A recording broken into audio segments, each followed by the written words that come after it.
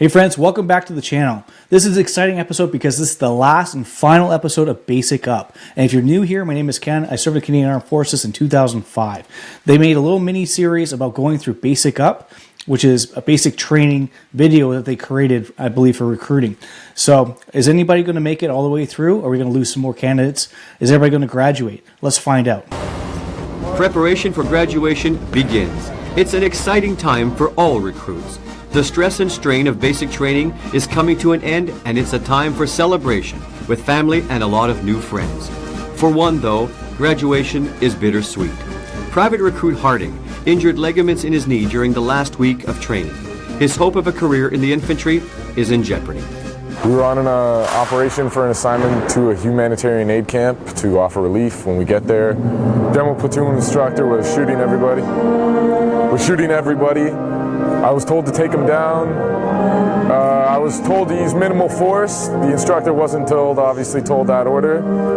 Things went south, and I ended up injured. My ACL is torn, so I'll probably need surgery. That's always been the fear for everybody. Like, especially doing like 11-week course or doing a 13-week course. Every single week you think that you could be resetting all over again. I've known multiple people who made it to 6 weeks, got injured, and had to restart all the way back to week 1 after recovering. When this happened to Niles, it was a shock to everybody. We thought that like it wasn't a big deal, but ACL is a pretty bad injury in general. And I believe that he was able to make it all the way through, but I can't recall. It's been so long. It's been like 25 years, guys. So it's quite a bit of time. I think Private Harding came here with the right attitude, eager to learn, eager to try new things. However, like any other person coming from civilian life to military life, he had his difficulties, whether it had been in kit and quarters, doing his MK classes, TOPO, throughout the whole training, the TP. However, he developed, I would say, he advanced normally. Towards the end of the FTX, the final 12-week exercise, I think he excelled. He did very well.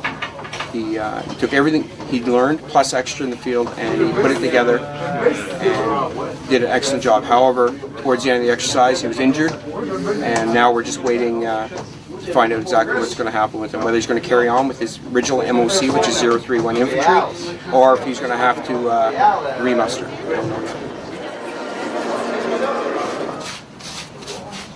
So what he means is that because of his specific injury, if he can't run, if he can't sprint, if he can't go on one knee because of the injury, it's kind of obviously useless to become an infanteer.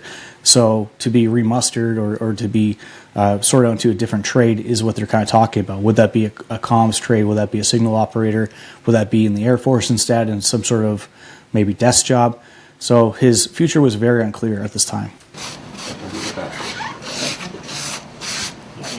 So the plan is, at the end of the ceremony, we're going to come out one last time and do a dismiss. And as we do the dismiss, the rest of the troops are going to form a semicircle around me. And my dad, Warrant Barber, is going to bring Allison down and going to get down on one knee and pop the question. And I got the ring and everything ready to go. Hopefully everything works out for me. Basic Up will be right back.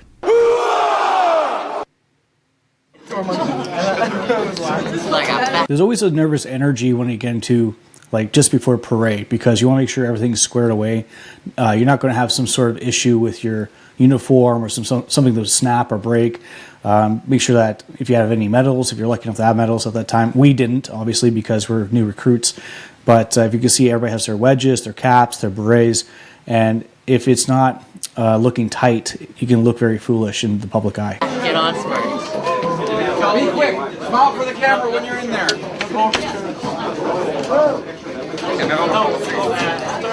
These are things you don't see. It's behind the scenes when we're getting ready for parade. Little things like making sure little tiny bladders get emptied before we go out on the parade square so that we don't have any accidents on the parade square. We generally try to let the females go first because the males tend to piss all over the seats and make a mess of the place, so we let the ladies go in first.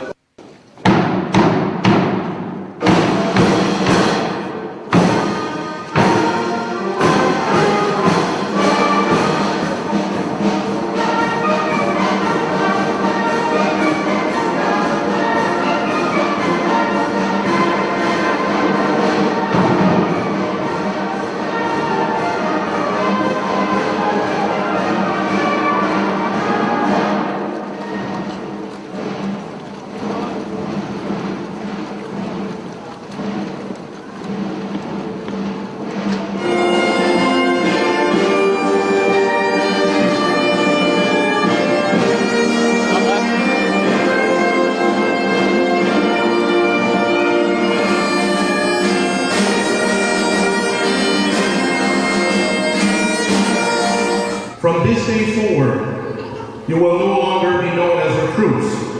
You are now a member of the Canadian Forces, and on behalf of the proud men and women currently serving and the many who have served before us, I welcome you.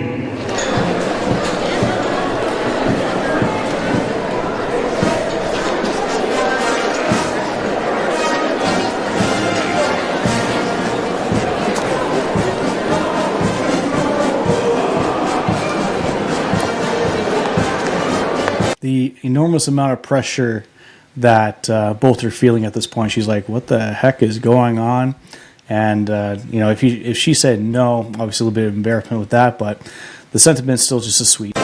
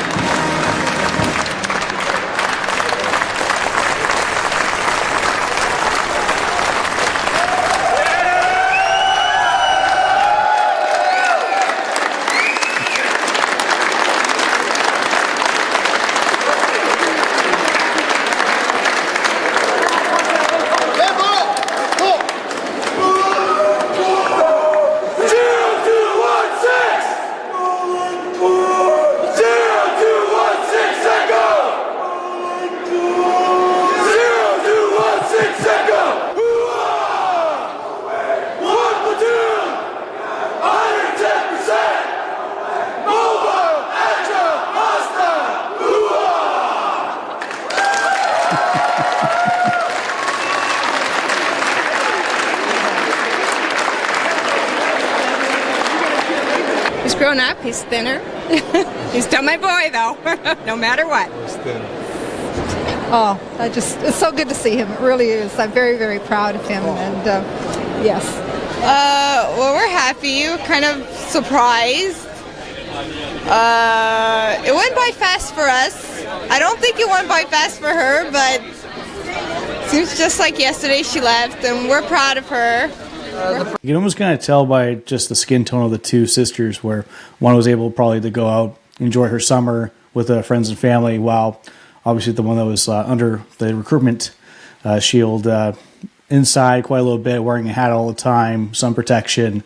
It's just funny because if anything, half the time what you saw was a good old farmer's tan on your arm, and that was an indication of if you were served or not, because there's no way to get a full tan for sure. Parade went a lot more smoothly than I thought. They actually had a band in that, so it's pretty smooth actually. Not even that nerve-wracking either. It's pretty calm, pretty relaxed. Turned out really well, from what I can see in the back row anyway, so it's pretty good stuff. A few beers tonight? Fire picket.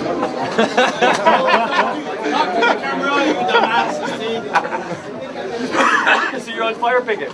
Sergeant. Someone's gotta love you, baby. Seems so, Sergeant. Why you're on fire picket? I don't know, Sergeant. Because you're a dumbass. Sergeant. I want to drink beer. You want a beer, don't you? I want a lot of beer, Sergeant. Wish I didn't have fire picket after the parade. Because I want to get drunk and celebrate. Oh well. Basic Up will be right back.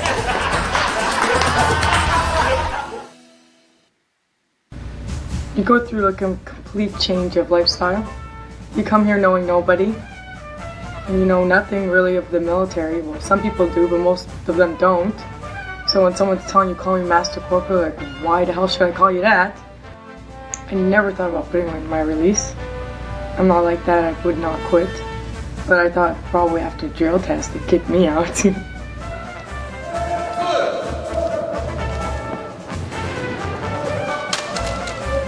The weapons handling. I was so shocked that I passed that the first try. The 13K, that was crazy because my feet were so bad that day. And it just freaked me out that I couldn't do it. And I was able to do it here, 7K at least. I had no difficulties, but there I couldn't even do 6 very easily. That really sucked. Yeah, I'm surprised I was able to do all those things the guys were able to do. And, you know, there was 12 girls in the beginning, now there's only 3 of us that are graduating. So that's crazy, you know, and they're all bigger than me anyways. So I'm proud of myself for being a small person and doing it. And I don't even weigh 100 pounds. It feels nice that I'm gonna be able to do what I want when I want kind of thing. Still have the discipline of the military and them there kind of to take care of me in a way. Because I don't really have to, you know, worry about medical or anything. They're there. So I have my own life and I don't have to ask my parents for anything. I'm reliant on no one. Be prepared, you know, physically for all the physical stuff because that's how we lost a lot of people. So just at least try and work out before you come here because a lot of people didn't do that. Oh, I always tell people, like, when they ask me to join, tell them, you know, they take care of you. If you want to continue education, that they help you out. So I think it's a great thing, and you get paid to be here, you know? It's not like I'm paying for anything really here, you know? It's like, I don't know. I see a lot of people who are telemarketers. I think that's just stupid. They could just come here and get a career. A very interesting perspective for her. She's definitely one of the very few that were able to make it. There are some that obviously get injured, or give up, or they want to just like resign altogether. And it is challenging. They did a big giant campaign trying to get more females to come in, but you can't exactly lower the standards to just have anybody come in. Unfortunately now, fast forward 25 years to 2025, that has changed a lot with this Liberal government. Hopefully it will change again. But you can't just have people who are overweight and not capable of doing the job. If you feel like you're not strong enough to do this type of work, you probably shouldn't be in this line of business at all. It's that you're supposed to be coming with a warrior mentality. And if you're coming in being like, oh, like I can just get a free education out of this and I'm just going to be paid to do nothing, like forget it. They're going to find you. They make life really difficult for you, just like they did for Baker, as you saw. He's kind of picked on a little bit because he didn't have enough drive a couple of times. He did learn eventually, but throughout his career, it was a little bit of an upward battle for him. I would definitely say the discipline in my life has changed, but it's the small things drive me nuts now. Like, my room has to be very clean. And before, my overall life before I was here, I was working in construction, drinking, hanging out with friends, and it's just completely 100% different now. Like, I take pride in what I do, and you just, before, my story of my life in high school was just get by with a minimal amount of effort, swing by, talk your way through situations, and getting by just on the lowest possibility, the lowest amount of effort, and just being content with that. But it's different now. You strive for just being better. The training, after seeing the videos in the recruiting centers, you have a general idea, like they're very true to life. I just expected difficulty and a huge change of what my life was to something new. And the sense that I knew was difficult, and I enjoyed the difficulty because it's just constantly a challenge, but the real thing that I didn't expect was the pride that comes along with it, especially given from your instructors. You come in, you're not really expected or pro-Canada, or like you want to join the Canadian Forces, but you don't really know what it means until you start actually doing the training and you start representing your own country. And some of my staff, just, you learn so much from them, and it wasn't so much like after a while the difficulty just became normal life. The inspections, you constantly think of them as, but like you think it's so hard, or they just need this, that, and the third, but it really just becomes second nature. The drill, the marching, the discipline, and eventually you learn to enjoy it, and it's just a second part of your life. But it's the pride in the training that it really sticks out, and I find that it's the best part of the entire course. Completing the course it's a tough one. It's a great feeling of pride. Obviously it didn't end on the best note due to the injury, but there's tons of other things to do in the Army. I'm offered so many availabilities to advance my education, which I plan on doing. And like I said earlier on, it's just the pride that comes along with it.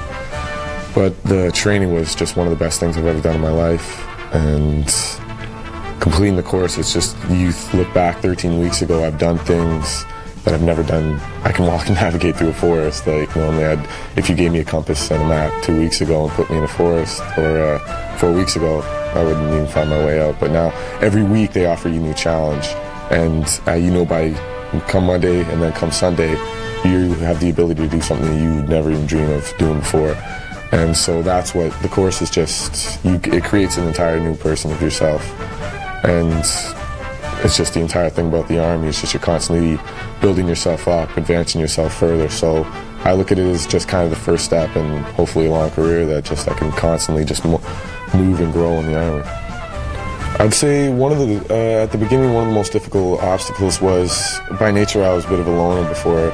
You have your close friends, but still, you prefer your own self, and it was a complete change of scenery when you're living with 48 other guys, or 55 at the beginning, 55 other people, and you live, sleep, breathe, everything, and they're no more than 2 feet away at all times. And in exercises, they're right next to you, and that was a huge change in my life. And at first it was a bit of a challenge because you kind of get claustrophobic around all these people, and it's hard because of course you're not going to like everybody, and it's hard to work with some because either you're butting heads, you don't like the way they do things. But that was the biggest challenge, because at first I wasn't too into it at first, the whole teamwork concept, but that automatically changes. You develop like a brotherhood, and the guy next to you is the most important thing when you're on exercise. And you develop friendships, deeper friendships than most, and you learn to, but like I said, it's just a change. You change, and next thing you know, I can't even imagine what it's going to be like not hanging out with these guys every day. And it's almost sad because I don't want to, they're all leaving. We'll never all be together again, which is, it's sad, but we're all moving on. Hopefully we'll meet up later on in the forces, but that was the biggest challenge, and I think I overcame it, and actually now I've come to, it's one of the biggest parts of my life now. My instructors are probably my favorite people in the world right now, because, and this isn't just ass kissing, it starts off, you're scared, they yell and everything, and you get used to it, but I can't even imagine what it's going to be like being away from them, because we have like P.O. Polanski, who's one of the, I'll never forget the first day he came in, running up to someone's face, just screaming in their ear, and everybody's just like, who is this guy? But he's one of the funniest guys I've ever seen, and he's amazing at drill. And each one you learn, like Sergeant Thibault is probably one of the toughest guys I've ever seen, like Sergeant Story, and they just have so much experience. And Sergeant Roy, who is the way Sergeant Roy can make a class about how to pour a cup of coffee, but he'll have your 100% complete attention because he just teaches it so well. That's the best thing about the instructors here. They're just so much experience to pass on, and they're hard when they have to be, but that's the only way it should be. The best piece of advice I could give is, it's not, we've seen some people come in the course on a whim, and it was just like, they didn't know for sure, and some of the guys toughed it through, and then 3 weeks into it, they would just be like, all right, this isn't for me good. Some guys left after 3 days. It's not something you just sign up for thinking it's, maybe I'll join the Army and everything will be all right. It's a commitment, it takes discipline, and you will change.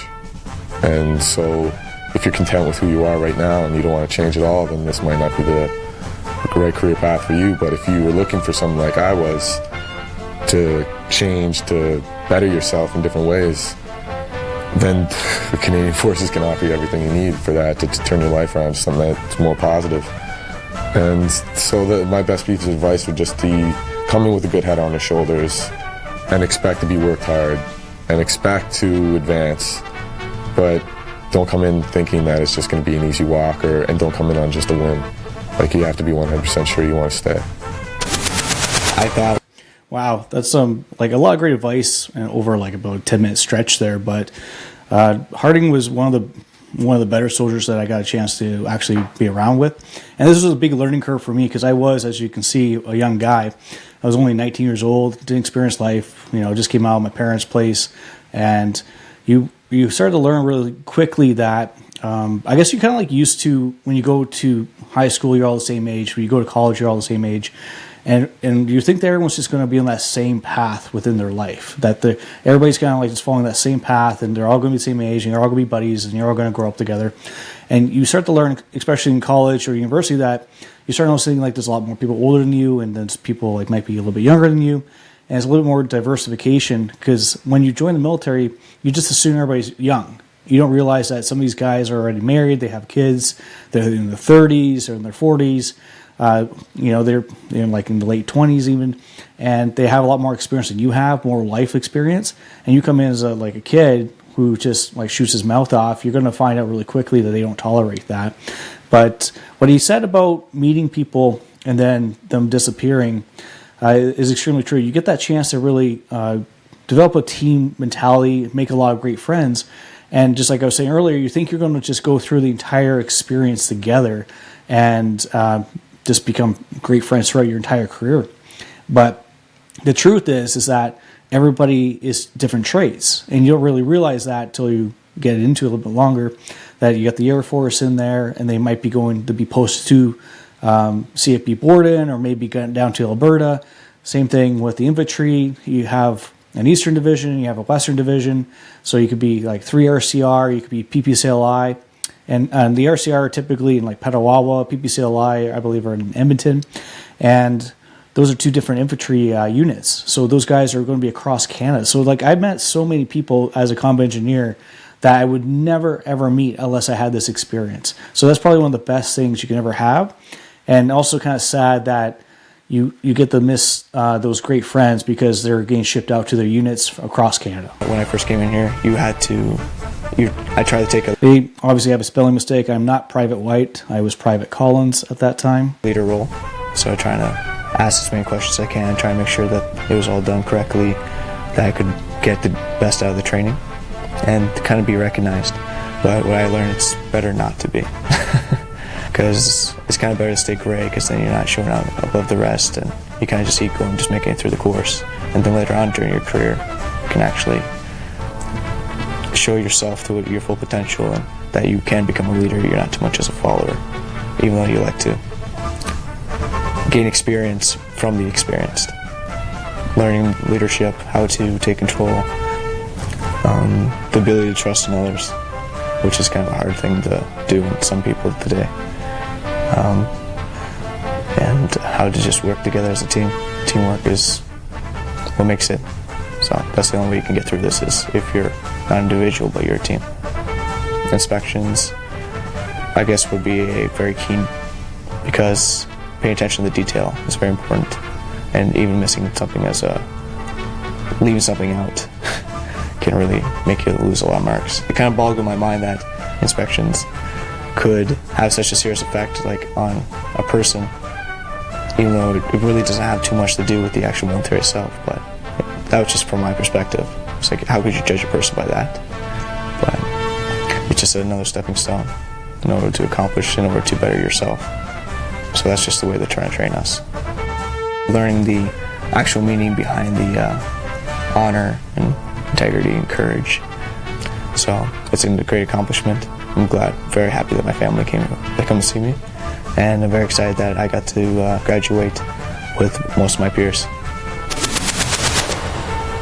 Well, if I was going to go back and look at myself as an 18-year-old at that time, I think I would have, and especially as an instructor, I think I would have tried to prop myself up a little bit more. I think I was really deflated at that point. I was exhausted. I was probably getting over a cold because we were out in the bush for like a couple weeks. And again, you can't seek medical aid whatsoever. There's always that fear of being recoursed or rescheduled. And anyways, the interviews were always kind of strange because they're very sporadic. It could have been early in the morning or late in the evening, and you're just like, you're bagged, you're tired. And it's just funny because you can kind of see it in Ryan's eyes right now. He looks like he's a little bit tired too. So we obviously were doing something, some kind of like late training or preparation for graduation. I'm not sure, but they always like not tell you what you're doing, take you to your room as if you're in trouble, and then make you sit you down and be like, "Oh yeah, by the way, we're here to film you." It's like, okay, great. Like it's kind of like we're not designed to change on a whim at this age in our life. To think about it, I'm trying to remember it back then. It seems so long ago, but such a short time ago at the same rate. It is what I expected, but it's still a lot harder than I expected it to be. Like, just the transition. Nothing so physical. I think it's more the mental thing and adjusting the whole mind frame to go from working civilian to working military. It doesn't seem like much when you look at it, but when you're actually going through the transition, it's a lot different, right? When I first started, I remember saying that probably the husbandry, like making the beds and cleaning the cubicles and all that, would be the hardest part, and some of the other stuff would be pretty easy. That was pretty damn easy, though. Once you get it down once, it's not so bad, and you can help out some of your buddies, and it's pretty sweet. Another major thing was the punishments were harder to deal with, because you think, well, if I do my shit and I get it all done and squared away, then you're set. But it doesn't work that way, right? You can do your stuff as good as you want it, but if the guy beside you screws anything up, you're all paying for it, no matter how good you think you are and how much you think you don't deserve it. You have to work as a team, or else you're not gonna enjoy the situation all too much. Not everyone who tries it makes it. A lot of people think that it's pretty easy. You go in there, you can just go and do it and have it done with. But you start off with so many people in the platoon, and not everyone makes it. As simple as that. Like, some are cut for it, some aren't. You pass it, you realize that you are able to do it. I did pretty well for scoring and stuff like that, so it looks like it'll work in my favor, hopefully, and work my way up to sergeant. I'll be happy and quite proud. I guess the whole teamwork thing now, it's not looking at yourself as an individual anymore. You got to look out for your buddies beside you, and it's don't just think for personal again. You got to think for the whole as one, right? It's a team effort rather than just personal. So that's one of the major changes for me. It's not just yourself. You have to look out for your comrades as well. That organization is a lot better, and discipline's a hell of a lot better too. It's no looking around and stuff like that. When you have to do something, you do it. You can focus on a task, and you don't have to be distracted by every little thing around you.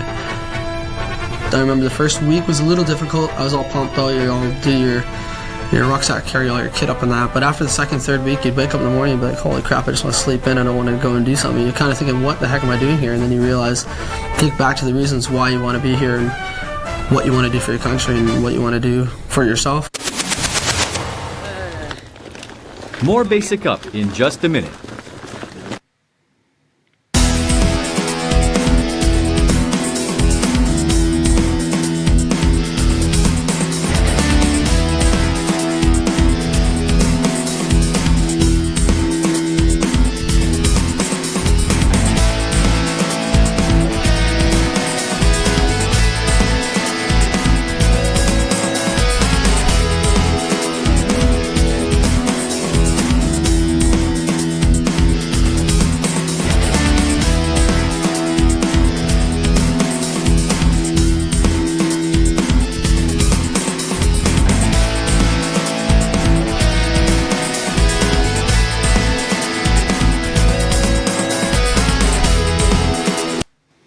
Well, there you have it. That was the final episode of Basic Up. So the journey never stops there in basic training. Once you're done that course, they fly you to your next trade course, and that basically could be very different things for very different trades. So you saw that Harding went to Meaford. Meaford's very popular for the infantry, as an example. Gagetown in New Brunswick is where the combat engineers go. They have a massive, it's one of the biggest facilities in the world for training, and especially for demolition, because combat engineers, we do a lot of demolition with like C4, tri-grain, different obstacles, laying out minefields, driving, like anything in the water with like rafts, salting. Like it was just like a massive, great experience. But right when you leave BMQ, your basic military qualification, you go on to what's called SQ, which is soldier qualification, and that's another 2 weeks. So what you learn on that, unlike basic training, you still have those basic skills, but it's a 2-week course, and you learn what's like to use a machine gun, and that's a C9 machine gun with 5.56. And once that course is done, then you get recoursed or put onto a different course for your trades. And that's where you learn everything else, everything about your skill level. So if you're in infantry, you're going to learn everything you're going to learn for that trade. If you're in the Navy, you're going to learn everything about anything to do with a ship or vessel. And just for any trade, that's how it works out. Once you get done that's another 6 months, I believe. You graduate. And then we came to CFB Petawawa. And that's where you actually get to live with your unit. And that's where you're going to be for majority of your early career. I was there for 4 years, I think it was. And it's not a terrible place. It's a pretty good sized town, and all the bases are all geared up really nicely with like CanX, which is equivalent to American PX, and it basically it's its own little community inside that. So you got like hockey arenas, you got all the opportunities. You can have a school. You got schools there for kids. If you bring your family there, you got your residence where you can basically rent, like townhouses, that kind of stuff. But anyways, hope you guys liked this one. That was a lot of fun. I'm glad I got a chance to share this with some of you. Don't worry, there's going to be more episodes, but it's going to be a little bit different than this. This was specific for my basic training, and I'm going to be doing more reaction videos on different things within the military, things to do with the Canadian Armed Forces, things to do with American forces, and maybe some of the European forces. So make sure you guys check that out. Don't forget to like and subscribe, and tell me about your experience in the Armed Forces, or if you're going to be joining the Armed Forces, in the comments down below. I look forward to having more conversations like this and more reaction videos like this. It was a lot of fun, guys. I'll talk to you guys soon.